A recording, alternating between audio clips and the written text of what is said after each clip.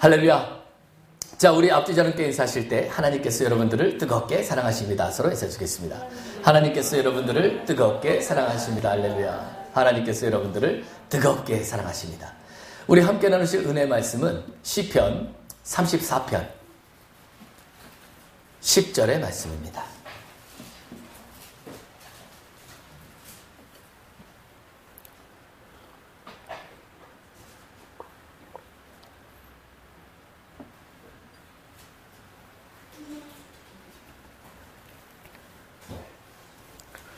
자, 시편 34편 10절의 말씀입니다. 제가 가진 성경으로는 구약 826면에 있습니다. 자, 모두 차실로 믿고 다 함께 천천히 합독해 보도록 하겠습니다. 시작.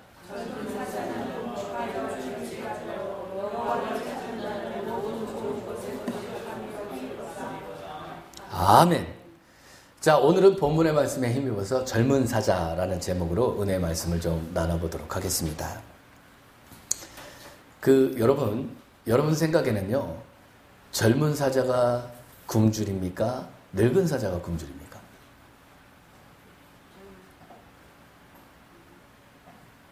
자, 여러분, 젊은 사자가 굶주립니까? 늙은 사자가 굶주립니까? 상식적으로 한번 생각해 보세요. 어떤 사자가 굶주릴 것 같으세요? 그렇죠. 근데 지금 다윗은 뭐라고 얘기하느냐? 젊은 사자는 굶주릴 거래요. 이제 다윗이 왜 이렇게 말했는지를 오늘 말씀을 통해서 좀 나누려고 합니다. 자, 여러분 이제 먼저 이런 생각 한번 해보세요. 제가 어릴 적에 저희 학우들과 함께 이 방학 때가 되면 항상 한 권 이상의 어떤 독후감을 숙제로 받았었던 기억이 있습니다. 자, 그런데 여러분, 우리 그부들과 함께 독후감을 쓰면요, 똑같은 내용의 독후감이 있으면 됩니까? 안 됩니까? 이제 실제로 거의 한 10몇 명이 같은 내용의 독후감을 냈다가 걸려가지고 왜 그렇게 같은 내용이었을까요? 네, 그렇죠. 한 사람 걸 다 베꼈어요. 이놈이 아름다운 밤을 갖고 있었더라고요. 저만 준 게 아니고 다른 친구들한테도 다 준 거예요. 그래가지고 결국은 다들 엄청 혼났던 기억이 있어요. 자, 그런데 똑같은 내용 때문에 저희가 혼이 난 이유는 책은 한 권이지만 그 책을 읽은 독후감은요, 같을 수가 없다는 것이죠. 그렇죠? 그럼 이건 왜 그렇습니까? 책은 한 권인데 여러분, 왜 의견이 다 다른 거죠? 그렇죠. 여러분, 그 책을 느끼는 혼의 감정들이나 여러분 그 느낌을 표현하는 우리 어떤 이 표현력들이 사람마다 전부 다 다른 것이죠. 그러면 여러분, 이것을 성경에 한번 적용해 봅시다. 여러분, 성경도 사람마다 표현이 달라야 됩니까? 여러분, 성경도 읽는 사람마다 표현이 달라야 되나요? 여러분, 성경은 그러면 안 돼요. 성경은 그럴 수 없습니다. 왜냐? 성경은요, 우리의 의견을 묻는 게 아니에요. 누구의 의견을 말씀하시는 겁니까? 하나님의 의견을 말씀하시는 거예요. 그래서 항상 성경을 읽으실 때는 여러분, 누구 편에 서셔야 됩니까? 하나님 편에 서셔야 돼요. 여러분들이 성경을 읽을 때 헷갈리시는 이유가 어디 있겠습니까? 그렇죠. 여러분, 누구 관점으로 자꾸 읽으니까요. 사람의 관점으로 읽기 때문에 여러분, 우리가 헷갈리신 거예요. 그래서 제가 나눠드린 주보에 보면 제가 이런 글을 써놨습니다. 여러분, 우리가 어떤 주님의 말씀을 자기의 힘을 따라 추구하는 사람들이라면 오늘의 이 말씀이 자신을 실망시키실 수도 있는데, 왜 그러냐면 우리는 천연적인 관념을 따라 성경을 읽고 해석하기를 좋아한다는 거죠. 그래서 성경에서 무엇을 보거나 느끼거나 그리고 어떤 것이 있는 것에 대해서 여러분들이 이 느낀 바를 표현하는 건 여러분, 성경에 있는 게 아니고 여러분, 우리가 어떤 사람인지에 대해서 달려 있습니다. 자, 이제 이게 무슨 말이냐면요, 그 삼일교회라고 아주 청년들이 많이 가던 큰 교회가 하나 있었습니다. 거기에 담임 목회자로 계시던 한 목사님이 이제 여자 자매님과 아주 불손한 일이 벌어지시는 바람에 이제 거기서 교회에서 쫓겨나셔서 홍대 앞에 가서 지금 이제 또 개척을 하셨어요. 자, 그런데 이분이 보통 다른 목사님과는 다른 달란트를 갖고 계세요. 이분이요, 책을 씁니다. 그런데 여러분, 다른 작가들도 책을 써서 베스트셀러가 되기 쉽습니까? 어렵습니까? 어려워요. 여러분, 그거 쉬운 거 아닙니다. 여러분, 1년에도 수만 명의 작가들이 등단하는데 베스트셀러 작가가 된다는 게 쉬운 일이 아니에요. 그런데 이분은요, 많은 책을 베스트셀러화 시키신 분이에요. 그러니까 목회자로서의 재능만 있는 게 아니고 글 쓰는 재주도 뛰어나죠. 자, 이분이 쓴 글 중에 젊은 사자는 썩은 고기를 먹지 않는다 라는 책이 있습니다. 제목만 봐도 멋있죠. 여러분들은 늙은 사자가 되기를 원하십니까? 젊은 사자가 되기를 원하십니까? 여러분 어떠세요? 젊은 사자 되고 싶죠? 아니, 그게 우리 마음 아닙니까? 그렇죠? 이제 그런 마음을 자극하는 말이죠. 젊은 사자는 썩은 고기를 먹지 않는다. 그리고 이분이 하시는 말들을 제가 이제 이 책을 봤어요. 어떤 얘기를 하고 계시나 봤더니 다 옳은 말이에요. 제가 몇 개 적어왔는데요. 수준 높은 인생의 비결. 그것은 젊은 사자는 아무도 가지 않는 황무지로 간다는 거예요. 근데 이제 이게 무슨 말이냐면 어저께도 우리 청년들과 함께 말씀을 나눴는데 그 얼마 전까지도 제가 작년에 그 말씀을 준비하기 위해서 그때 리서치한 그 조사 내용을 봤는데 우리 중학생 이상의 친구들이 그 자기 꿈을 물어보면 공무원 되는 게 꿈이라고 그랬거든요. 그런데 요즘은요, 바뀌었대요, 또. 불과 몇 년 사이에. 꿈이 뭐냐 그랬더니 건물주 되는 게 꿈이래요. 근데 왜 건물주 되는 게 꿈일까요? 그렇죠. 그냥 건물 굴리면서 놀고 먹고 싶은 거예요. 그런데 여러분, 건물주도 놀고 먹을 수 없습니다. 놀고 먹을 수 없어요. 그런데 이 아이들의 생각에 점점점 단순해지고 점점점 생각이 없어지는 것이죠. 지금 여러분, 우리가 그런 세상을 살고 있어요. 자, 그런데 이제 이분이 하시는 말이 그거예요. 여러분, 황무지로 가라는 게 무슨 뜻이냐면 그렇게 누구나 다 하려고 하는 꿈에 몰리지 말고, 예를 들어서 누군가가 교사를 한다. 그럼 우리는 어떻게 합니까? 우르르 다 교사하려고 그러고. 그래서 그렇게 사람들이 많이 몰리는 곳을 레드오션, 붉은 바다라고 표현하셨더라고요. 싸움이 치열한 곳. 그런데 그렇게 다들 가려고 하는 곳에 몰리지 말고 블루오션, 아무도 안 가는 곳에 가서 젊은 사자와 같이 개척을 해라. 멋있죠? 그렇지 않습니까? 또 이분이 또 이런 표현도 쓰셨어요. 넘버원이 되려고 하지 말고 온리원이 되라. 여러분, 누구를 향한 온리원 얘기하는 겁니까? 그렇죠. 세상을 향한 넘버원이 되려고 하지 말고 주님을 향한 온리원이 되라.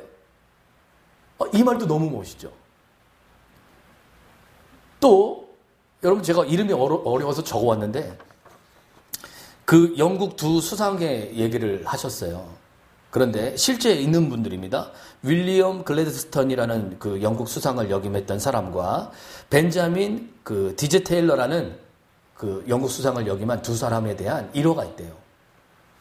이 두 분들이 사람들이랑 식사하는 걸 좋아하는 모양이에요.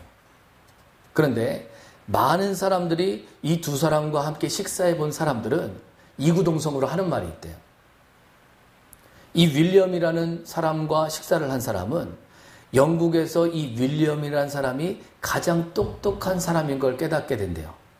식사하면서.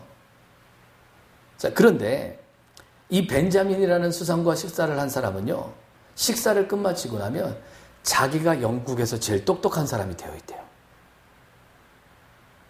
여러분, 이게 무슨 말입니까? 한 사람은 식사를 하면서 자기의 지혜를 얘기하지만 한 사람은요, 상대편을 높여준다는 뜻이에요. 그래서 식사가 맞춰지고 나면 이 윌리엄이라는 사람과 식사를 한 사람들은 이 윌리엄이라는 사람이 영국에서 제일 똑똑하구나, 지혜롭구나 라는 걸 깨닫게 되지만 이 벤자민이라는 사람과 식사를 한 사람은 식사가 마친 뒤에 자기가 영국에서 제일 똑똑한 사람이 되어 있는 느낌을 받는다는 거예요. 그러면 여러분 이 두 사람 중에 다음번에 누구와 더 많은 식사를 하고 싶을까요? 후자죠. 여러분 이게 다 그분이 쓰신 글들이에요. 좋으세요, 나쁘세요? 좋은 말입니까, 나쁜 말입니까? 다 좋은 말이에요. 자, 그런데 여러분 제가 드리고 싶은 말씀은요, 여러분 이 말이 하나님 앞에서도 좋을까요? 자, 여러분 하나님은요, 우리가 좋은 행동을 하나, 나쁜 행동을 하나, 좋은 말을 하든지 나쁜 말을 하든지 그거에 관심을 가지시는 게 아니에요. 마태복음 7장 한번 보시죠.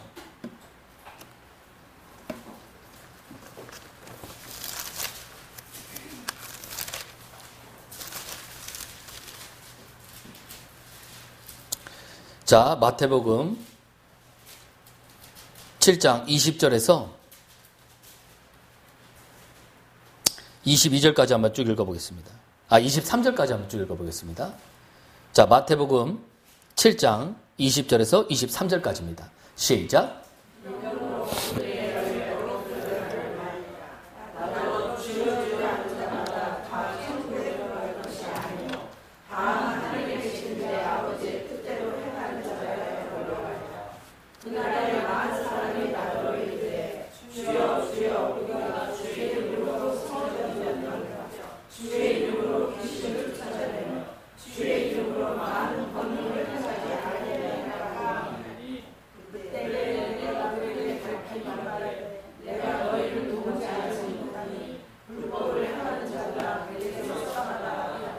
자, 여러분 보세요. 주의 이름으로 선지자 노릇했다는 건 말씀을 가르쳤다는 뜻이죠. 그렇죠? 여러분 이거 좋은 행동입니까? 나쁜 행동입니까? 좋은 행동이죠. 여러분 주의 이름으로 귀신 쫓아내는 건요. 그런데 여러분 지금 주님이 칭찬하십니까? 핀잔하십니까? 왜 이렇죠? 이 사람들 좋은 일 했는데 주님은 왜 핀잔 주시는 겁니까? 그렇습니다. 여러분 주님은요, 옳은 일을 했는지 그른 일을 했는지를 묻는 게 아니고 그리스도로 살았는지 네가 살았는지를 물으시는 거예요. 여러분 그리스도의 핵심은 여기 있습니다. 수많은 종교인들이 옳고 그름을 따집니다. 여러분 불교도 좋은 거 가르칩니까? 나쁜 거 가르칩니까? 좋은 거 가르쳐요. 그런데 왜 그들에게 구원이 없다고 얘기하느냐? 이유는 간단합니다. 그들의 좋은 일에는 그리스도가 없어요. 그리스도의 생명으로 한 것만 하나님이 인정하시겠대요. 왜냐? 의인은 없나니 하나도 없기 때문에. 그러니까 제가 아까 이 한 목사님의 책을 왜 예로 들었느냐? 그분이 옳고 그름을 따지고 싶어서 제가 이런 말씀을 드리는 게 아닙니다. 그분이 하시는 말씀은 다 옳은데 문제는 젊은이들한테 이렇게 가르치라고 가르쳤지만 그 속에서 누가 주체가 돼야 되는지는 그 글 속에 읽을 수가 없었어요. 그럼 여러분 우리가 독자 입장에서 그 글을 읽으면 여러분 블루오션을 찾아가는 걸 나도 할 수 있습니까? 아니면 주님만 하실 수 있습니까? 아니 사람들 없는 곳으로 내가 결단하고 갈 수 있어요, 없어요? 그 글을 읽고 그래 사람들이 몰리지 않는 건물주가 되자 이렇게 할 수 있습니까, 없습니까? 있어요. 있습니다. 좋은 말, 좋은 행동에 있지 않아요. 여러분 하나님의 관심은요, 그 생명의 주체가 누구인지를 묻는 겁니다. 여러분 왜 주님이 그렇게 선한 일을 많이 했는데 너희를 도무지 내가 알 수 없다고 말씀하셨을까요? 예수를 믿는 자 속에는 누가 들어오십니까? 방금도 여러분 찬양하셨죠? 내 속에 들어와 계시네 그러셨잖아요. 그럼 여러분 주님이 내 속에서 하셨으면요, 주님이 당연히 알죠. 주님이 하셨는데요. 근데 내가 도무지 너희를 알지 못하겠다는 건 그들이 주의 이름으로 하긴 했지만 주님이 하신 것이 아니란 뜻이에요. 여러분 여기서 빛이 번뜩이셔야 돼요. 많은 사람이 좋은 일을 하려고 노력합니다. 그러나 거기에는 칭찬이 있지 않아요. 그럼 여러분 보십시오. 왜 우리에게 이런 일이 벌어지는가? 로마서 6장 6절을 한번 보시죠.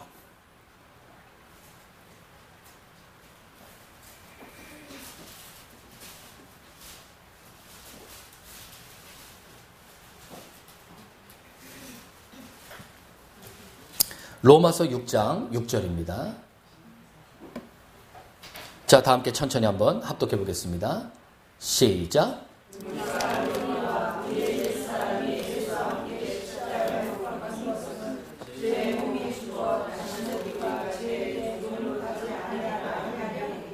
자, 여러분 성경은요, 저와 여러분들이 구원받기 전에는 옛사람으로 살았대요. 자, 그런데 우리가 예수 그리스도를 나의 구주로 영접한 순간에 여러분 우리는 내 속에 옛사람도 있고 새 사람도 있다는 거예요. 많은 성도 여러분들이 이 옛사람과 새 사람이 우리 안에 공존한다는 걸 모르시는 바람에 여전히 난 구원받았으니까 괜찮아 이렇게 착각하고 사시는 거예요. 갈라디아서 5장 16절에서 17절 사이에 보면 성령의 소욕과 육체의 소욕이 우리 안에서 싸워서 너희가 원하는 걸 못하게 하는 게 목적이래요. 그러니까 여러분 성령의 인도를 받으면 여러분 성령님이 우리 안에 들어오셔서 다 잘한다 다 잘한다 이렇게 하십니까? 아니면 여러분들이 뭐만 하려고 그러면 자꾸 못하게 합니까? 못하게 하죠. 여러분 그 못하게 하는 게 정상입니까? 비정상입니까? 그게 지극히 정상이세요. 여러분 많은 것에 제재를 받으실 겁니다. 그런데 여러분 이렇게 못하게 하실 때 여러분 어떤 사람이 그리스도의 사람이냐? 여러분 그 못하게 하심에 순종하시는 분이에요. 이게 새 사람으로 사시는 겁니다. 그래서 골로새서 3장도 한번 보시죠. 10절에서 11절입니다.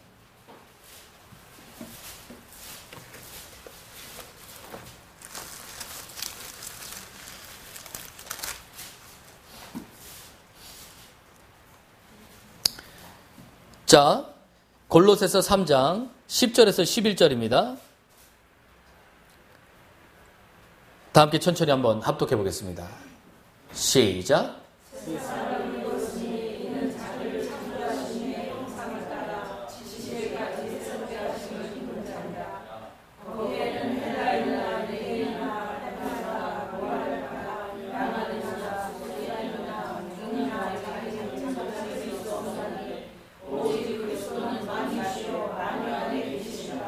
자, 여러분 이게 무슨 말씀입니까? 여러분 고린도후서 5장 17절에 보면 보라 새 것이 되었도다 이렇게 말씀하시거든요. 자, 그러면 여러분 지식에까지 새로움을 날마다 입으셔야 돼요. 날마다 여러분들이 새 사람이 되셨음을 바라보셔야 됩니다.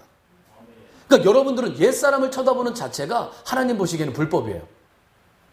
왜냐? 여러분 이제는 새 사람을 입었기 때문에 자기를 창조하신 이의 형상을 따라 날마다 내가 누구를 표현하면서 살아야 됩니까? 하나님을 표현하면서 사셔야 돼요. 그리고 내가 그것을 따라 사는 것에 대해서 여러분들의 생각까지도요. 변화를 받으셔야 돼요. 그리고 여러분 여기 밑에 보면 뭐 헬라인이나 유대인이나 뭐 할레파나 무할레파나 야만이나 스구디아이나 막 이렇게 얘기하죠. 이거 여러분 오늘날로 따지면 이런 겁니다. 북한 사람이나 일본 사람이나 미국 사람이나 이렇게 얘기하시면 돼요. 거기에는 차별이요. 있을 수 없대요. 많이 배운 사람이나 못 배운 사람이나 가진 사람이나 없는 사람이나 그런 것에 차별이 있을 수 없대요. 그러니까 여러분 날 보면서 나는 뭐 때문에 안 돼요 이런 소리 하면요. 안 된다는 소리입니다. 그럴 수 없대요. 왜냐하면 그리스도는 만유시요. 만유 가운데 계시기 때문에 만유를 포함한 그리스도가 내 안으로 들어왔으면요. 다 되는 거죠. 핑계 댈 수 없대요. 이게 여러분 새 사람을 따라 사시는 거예요. 그래서 여러분 우리가 구원받기 전에는 새 사람 없는 옛 사람만 계셨지만 저와 여러분들이 예수 그리스도를 믿겠습니다 라고 고백하는 순간부터 여러분 우리 영 안으로는 누가 들어옵니까? 그리스도가 들어와요. 그러나 우리 육체 가운데는 여전히 누가 살고 있습니까? 옛 사람이 있어요.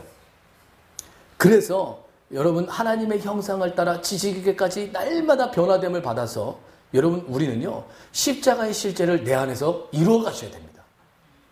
이게 그리스도인이에요. 자, 그런데 이제 여러분 이제 본문은 지금부터입니다. 여러분들이 오늘 읽으신 시편은요, 우리가 잘 아는 다윗이라는 사람이 사울을 피해서 자기의 정적인 가드왕 아기스를 찾아갔을 때 당했던 일을 자기가 시로 쓴 거예요. 여러분, 이 배경을 좀 설명드리자면, 다윗은요, 처음에 8명의 아들을 둔 2세의 아들로 태어나서, 여러분, 그 사무엘이요, 다윗의 2세의 집에서 기름 부으러 갔는데 아들을 7명만 보여주고 다윗은 안 보여줘요. 그러니까 사무엘이 이상한 거예요. 하나님이 기름 부으실 자가 아직 안 왔어요. 그런데 아들이 끝났다는 거예요. 그래서 아들이 더 없다 그랬더니 하나 있긴 있는데 얘는 좀 밖에 나가서 양치고 있다는 거예요. 자, 그러면 여러분 한번 생각해 보세요. 여러분 집안에서 들판에 양을 치러 보내려면 여러분 큰형을 보내세요? 막내를 보내세요? 이 집안 거꾸로인 거예요. 그렇죠? 그리고 여러분 다윗이 이런 얘기합니다. 자기가 양을 치다가 들에서 사자가 양을 삼키면 내가 사자 입을 찢어서 그 양을 끄집어냈대요. 이 얘기즉슨 여러분 다윗이 양치기 하다가 죽을 뻔한 적도요. 엄청 많았던 거예요. 또 여러분 형들이요. 전쟁터에 나가가지고 전쟁하고 있는데 여러분 그 형 위에 둘이 나갔으면 여러분 그 전쟁터에 도시락 갖다 주러 누구 보내시겠어요? 셋째 보내시겠어요? 막내 보내시겠어요? 여러분 같으면 누구 보내시겠어요? 여러분 이 집은 거꾸로예요. 막내를 보냅니다.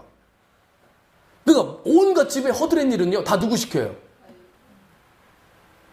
그런데 여러분 같으면 얼굴이 어떠시겠어요? 이런 집에서 내가 맨날 막노동만 하면요. 여러분 얼굴이 어떠시겠어요?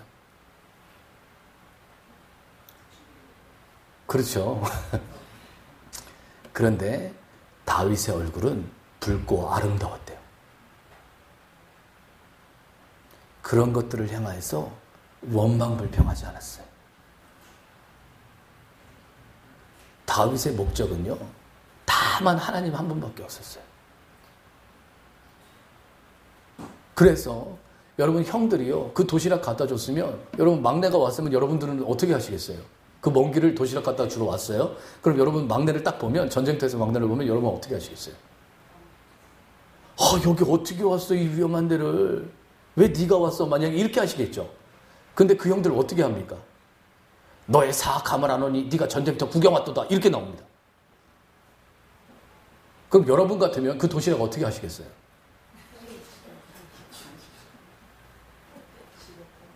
근데요, 다윗은 형들과 싸우지 않아요.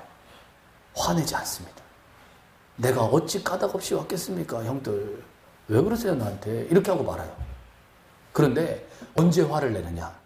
자기를 모욕하는 걸 화를 내지 않는데, 블레셋 군대에 유명한 장수 골리앗이 있었죠. 그 골리앗이 이스라엘을 욕하는 거죠. 그거엔 분노합니다.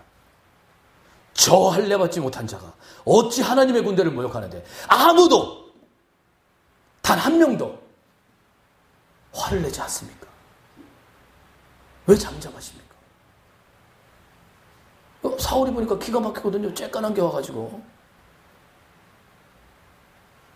그래서 또 그 조그만 소년을 전쟁 가서 싸워보라고 또 내보내요. 그런데 여러분 여기서 다윗이 하나님과 함께 하심을 보죠. 골리앗을요, 돌팔매로 죽입니다. 그러면 여러분 한번 생각해 보세요. 그 2m가 넘는 거구를 그 조그만 소년이 여러분 그냥 이렇게 그 조약돌 같은 거 주워가지고 이렇게 돌려서 휙 던진 거거든요. 그런데 그게 이마에 박혔다는 게 말이 됩니까? 아니 갑옷도 안 맞는 조그만 소년이 아무리 세게 던졌어도 그게 이마에 박힐까요? 누가 갖다 박으신 겁니까? 던지기는 다윗이 던졌지만 바뀌는요? 하나님이 바꾸신 거죠. 여러분, 이랬던 다윗이에요. 자, 이제 이 다윗이 커갈수록 사람들에게 인정을 받기 시작하고 사무엘상 18장 1절에서부터 6절 사이에 보시면 사람들이요, 이 사울이 다윗을 군대 장관으로 여기는 걸 다 합당하게 여깁니다. 온 백성들이 다 좋게 여겨요. 그리고 거기 7절 이하에 보면 다윗이 블레셋 군대를 대파시키고 다시 승전을 올리면서 금이황할 때 이 이스라엘 처녀들이 노래를 하는데 여기서 이제 문제가 생겨요. 사울이 죽인 자는 천천히요, 다윗이 죽인 자는 만만이라, 이렇게 해버린 거예요. 근데 이 말을 가뜩이나 속 좁은 사울이 들었습니다. 자, 그러니까 주목하여 보더라 이래요. 왜 주목하여 봤느냐? 인기고 자기가 이제 지금까지 누리고 있던 모든 걸 다윗이 다 뺏어가고 이제 남은 거는 뭐밖에 없습니까? 왕좌밖에 없는데 이것도 곧 뺏기게 생겼다, 이렇게 얘기해요. 엎친 데 덮친 격으로 이 일이 있은 뒤에 갑자기 사울에게 악심이 임해서 사울을 안정시키려고 다윗이 음악을 연주해 주는데 갑자기요, 창을 들어서 던져요. 아니, 여러분 가만히 생각해 보세요. 막 음악 듣고 있던 사람이 갑자기 눈이 확 뒤집혀 갖고는 창을 들어서 여러분 갑자기 던진다고 한번 생각해 보세요. 2번씩이나. 나는 지금 뭐 하고 있는데요? 연주하고 있는데. 그런데 우리의 다윗은 이 창을 또 피합니다. 2번을 피해요. 그리고 이 사울의 아들과 딸을 통해서 하나님이 역사하시죠. 이 다윗을 도망치게 해요. 만약에 다른 사람이 그랬더라면 아마 사울이 다 죽였을 겁니다. 그런데 자기 아들과 자기 딸이 그렇게 하니까요. 거기 사무엘상 18장 1절에 보면 요나단, 이 사울의 아들인 요나단이 다윗을 자기의 생명같이 사랑하였더라, 이렇게 얘기합니다. 그럼 누가 이렇게 하신 겁니까? 하나님께서 이렇게 하신 거예요. 그런데 이렇게 많은 축복을 누려놓고도 다윗이 자꾸 사울이 겁을 주니까 악수 중에 악수를 둡니다. 그게 뭐냐? 여러분, 오늘 이 장면이에요. 그 블레셋 사람을 만만이요 이렇게 죽였던 다윗이 오늘날로 따지면 망명 신청을 한 겁니다. 어디 가서요? 블레셋에 가서요. 여러분, 사람이 너무 급하면 이상한 행동들을 하죠. 우리가 너무 이 수세에 몰리고 너무 우리가 정신 없어지면 내가 선택해서는 안 될 선택들을 할 때가 많죠. 다윗이 지금 이렇게 한 거예요. 자, 문제는 이렇게 잘못 선택을 하고 나니까 갑자기요, 거기 가드왕 아기스가 그 신하들에게 얘기하는 것을 듣게 됩니다. 근데 신하들이 이러는 거예요. 저가 사울은 천천히요, 다윗은 만만하던 그 다윗 아닙니까? 죽여버립시다. 이렇게 된 거예요. 그러니까 다윗은 지금 목숨을 건지려고 거기를 갔는데 지금 어떻게 되게 생겼습니까? 죽게 생긴 거예요. 그러니까 며칠 전까지 천천히요, 만만히요 이런 소리 듣던 다윗이 갑자기 벽을 급적급적 하면서 침을 질질 흘리면서 미친 사람 흉내를 냅니다. 그런데 여러분, 이 미친 사람 흉내를 내는 다윗을 보면서 가드왕 아기스가 자기 신하들한테 이런 말을 해요. 야, 내 주변에 미친 자가 부족하여 또 미친 자를 데리고 왔냐? 이렇게 말합니다. 그러니까 누가 봐도 다윗이요. 그러니까 뭐 여러분 한번 생각해 보십시오. 광야에서 수염을 깎았겠어요? 씻기를 했겠어요? 완전히 거짓골로 와가지고 막 그 수염에다가 막 침 질질 흘리면서 막 혓바닥 빼고 막 이게 막 벽 긁으면서 막 이상한 행동을 하니까 누가 봐도 미친 사람 같았던 거예요. 그리고 나서 쓴 시편이 여러분 오늘 읽으신 시편 34편입니다. 거기서 미친 행동을 하고 건짐을 받은 뒤에 쓴 거예요. 자, 그런데 여러분 여기서 놀라운 건 다윗이 젊은 사자를 표현할 때 좋게 표현했습니까? 나쁘게 표현했습니까? 나쁘게 표현했어요. 여러분들은 젊은 사자가 좋다고 하셨잖아요. 그런데 다윗은요? 젊어봐야 굶는데요. 그럼 다윗이 왜 이렇게 표현했을까를 한번 생각해 보셔야 돼요. 여러분, 사자는요, 무리를 이루어서 사냥하는 습성이 있습니다. 그래서 프라이드라고 하는 이 무리를 지어요. 그 대부분의 숫사자들은 그 무리를 점령하기 위해서 전투를 벌입니다. 그래서 한 무리가 숫사자 2마리에서 3마리 정도로 이루어지고 암사자는 10마리에서 15마리 정도로 이루어진대요. 자, 문제는 여러분, 이렇게 프라이드를 갖는, 자기 무리를 갖는 사자는요, 전체 개체수 중에 100% 중에 5%밖에 안 된대요. 그러면 나머지 95%는요? 무리가 없으면 어떻게 될까요? 그냥 혼자 돌아다니는 거예요. 이걸 젊은 사자라고 표현한 겁니다. 그래서 여러분, 이 젊은 숫사자들은요, 어쨌거나 일생의 목표는 뭐냐면요, 다른 숫사자의 그 프라이드를 뺏는 겁니다. 그런데 숫사자들끼리 싸우면 간단하게 끝날까요? 아니에요. 막 상처를 입어서 거반 다 죽어요. 또 혼자 다니다가 하이에나나 이 강한 초식동물들 있지 않습니까? 막 코뿔소라든지 이런 이 초식동물한테 다쳐서 죽는 경우가 많대요. 그런데 다윗은 자기를 그런 젊은 사자에게 비유했어요. 왜 이렇게 비유했을까요? 그 가드왕 아기스에 가서 빌붙으려고 했었던 선택이 누구를 벗어났다는 표현입니까? 내가 그리스도를 벗어났었구나. 내 혼을 따라 선택했었구나. 그걸 깨닫고 젊은 사자는 굶지만 여호와께 돌이키는 자는 부족함이 없게 된다고 이렇게 고백한 겁니다. 여러분, 제가 안타까운 건 우리 성도 여러분들 중에 여전히 젊은 사자의 길을 기뻐하시는 분들이 계실까 봐요. 여러분, 하나님은요, 젊은 사자를 쓰십니까? 힘 빠진 사자를 쓰십니까? 자, 제가 아까도 모세의 예를 들었는데 사도행전 7장 한번 보시죠. 사도행전 7장, 시간이 없으므로 22절에서 23절만 한번 읽어보겠습니다.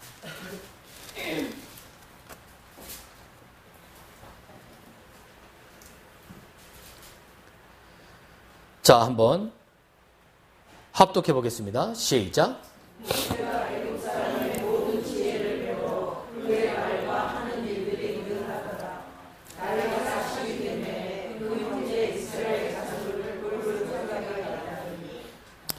자, 보세요. 여러분, 여기 그 20절에 보면 하나님 보시기에 모세가 아름다운 사람이었대요. 그리고 그가 21절에 보면 벌어진 후에 그 바로의 아들, 애굽의 왕 바로의 딸에게, 공주에게 이제 그 입양을 간 거죠. 그래서 거기 왕자처럼 자랍니다. 그래서 애굽의 모든 문물을요, 다 익혔어요. 자, 여러분 보세요. 자기 백성을 괴롭히는 군사를 한 방에 때려 눕혀서 죽였어요. 여러분, 이게 보통 사람이 할 수 있는 능력입니까? 아니, 군인을, 감독관으로 있는 군인을 죽였어요. 그러면 모세가 지혜만 뛰어난 사람입니까? 싸움도 잘하는 사람입니까? 전투력이 높은 사람이에요. 예를 들어서 여러분, 이 일이 있은 뒤에 걸려서 모세가 나중에 그 미디안 족속 제사장에게 도망을 가는데 거기에 7딸들이 양치기들과 함께 물을 먹이던데 그 딸들이 물을 먹이는 걸 거기에 있는 양치기들이 못하게 합니다. 그런데 모세가 혼자 가서 그 양치기들을 제압하고 그 딸들이 물 먹이게 해요. 그럼 거기 양치기들이 한두 명 있었겠습니까? 그죠? 그런데 외지 사람이 와서 그 딸들 편을 들어서 물을 먹였다는 건 거기에 있는 양치기들을요, 제압했다는 뜻이에요. 그럼 여러분, 지금 모세는 젊은 사자입니까? 늙은 사자입니까? 젊은 사자죠. 하나님이 쓰시게요.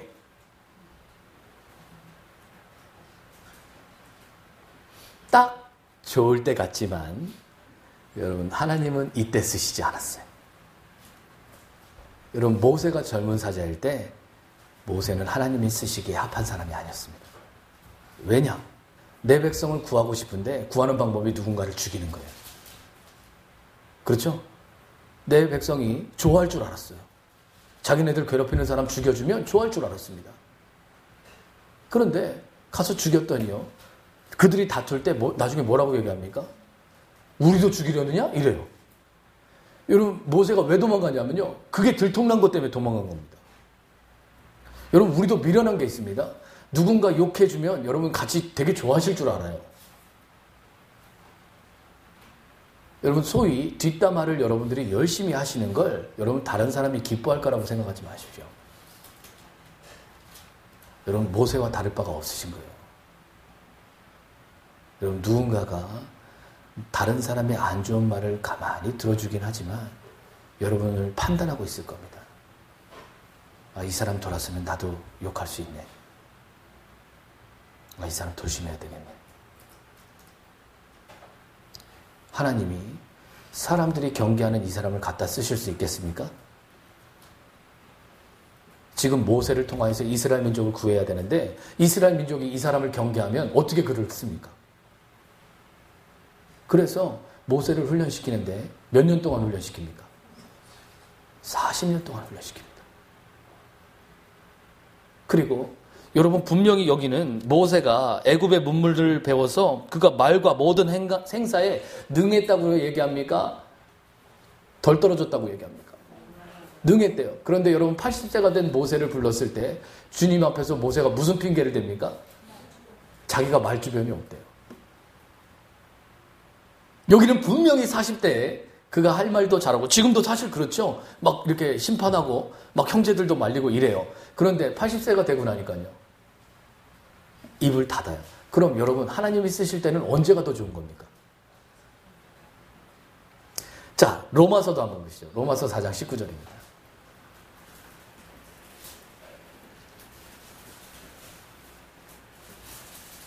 로마서 4장 19절에서 21절까지입니다.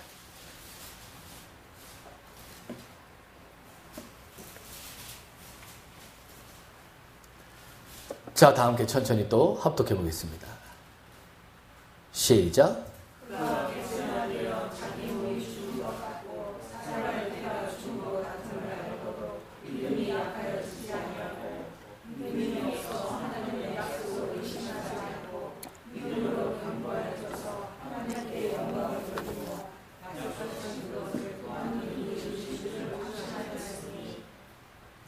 보세요. 여러분 우리의 믿음의 조상 아브라함 얘기입니다. 그런데 여러분 아브라함이 하나님 앞에 이삭을 약속받았는데 아무리 기다려도 이삭을 안 줘요. 하나님께서. 그래서 그가 하갈이라는 첩을 취해서 이스마엘이라는 첩의 자녀를 낳습니다. 그리고 그 첩의 자녀가 하나님이 약속하신 자녀라고 스스로 믿었어요. 그런데 하나님은 뭐라고 말씀하십니까? 반드시 네게서 난 자라야 약속의 자손이래요. 그런데 문제는 내가 지금 몇 살입니까?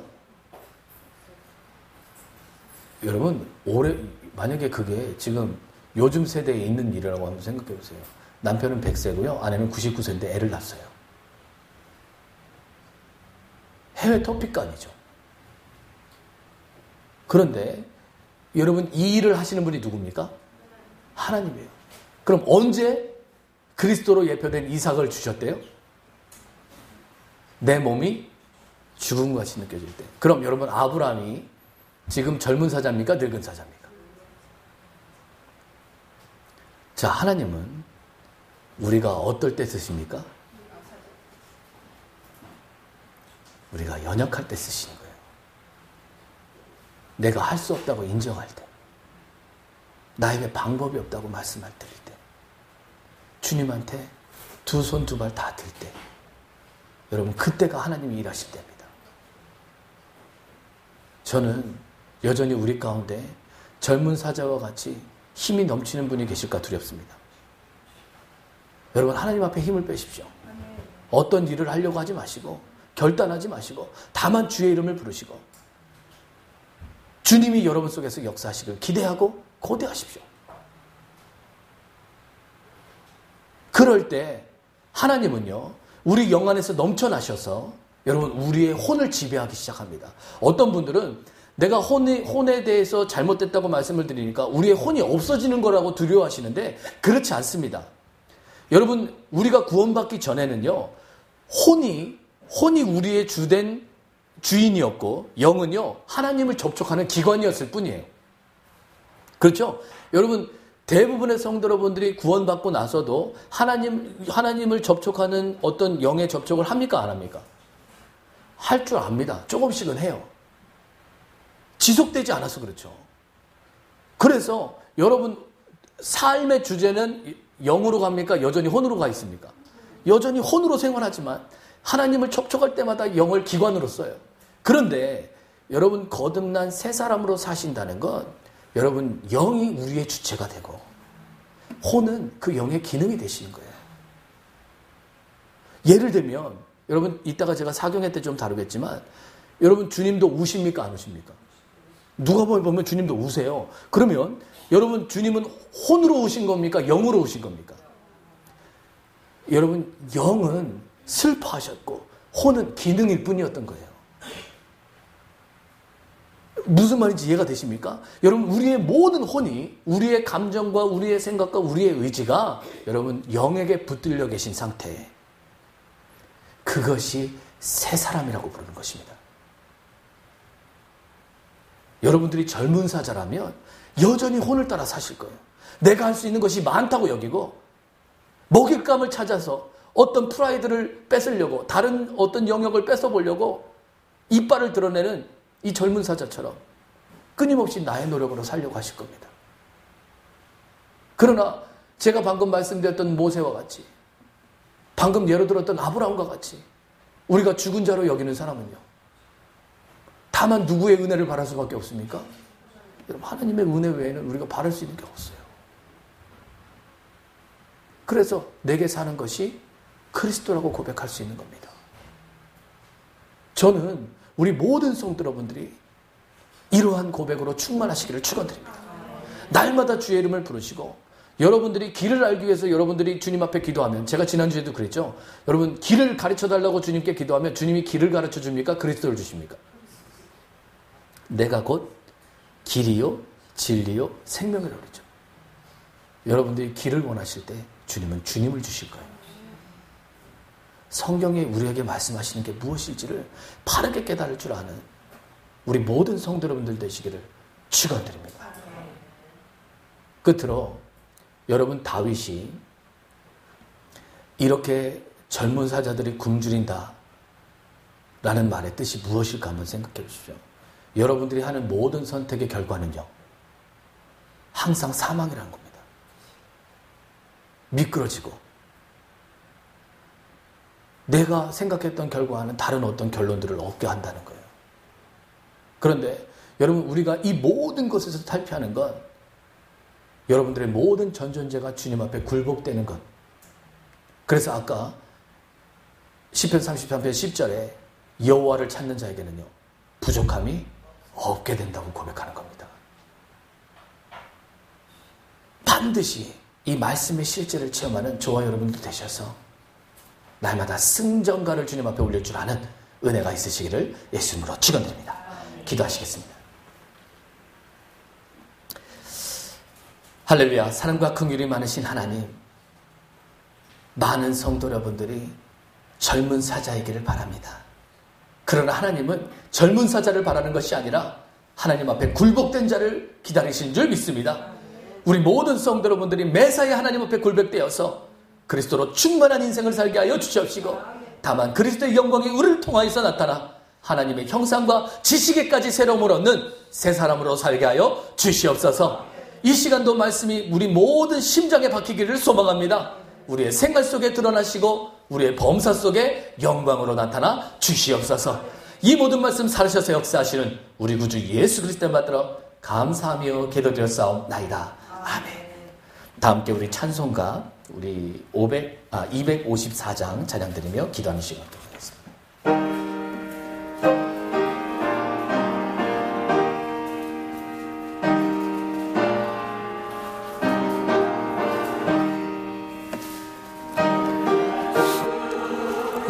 보혈은 정하고 정하다 내 죄를 정케 하신 주 나로라 하신다 내가 주께로 지금 가오니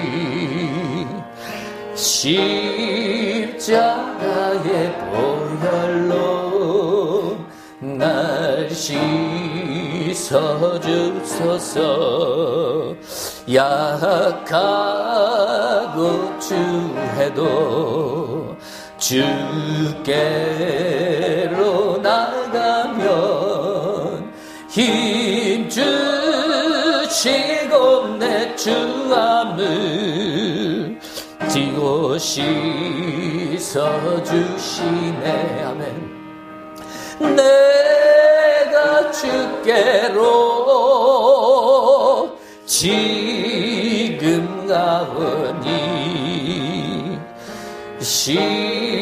십자가의 보혈로 날 씻어주소서 나로라 심은 온전한 믿음과 또 사랑함과 평안함 다 주려 함이라면 내가 주께로 지금 가보니 십자가의 보혈로 날 씻어주소서 큰 죄인 복받아 살 길을 얻었네 한없이 넓고 큰 은혜 베풀어 주소서 내가 주께로 지금 가오니 십자가의 보혈로 날 씻어주소서 그 피가 마음속에 큰 증거 됩니다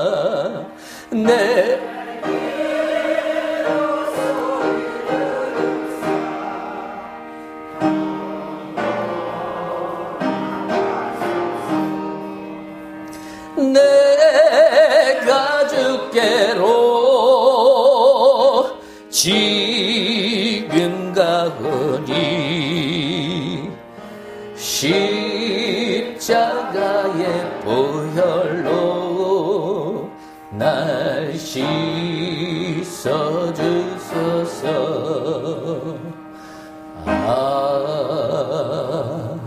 아멘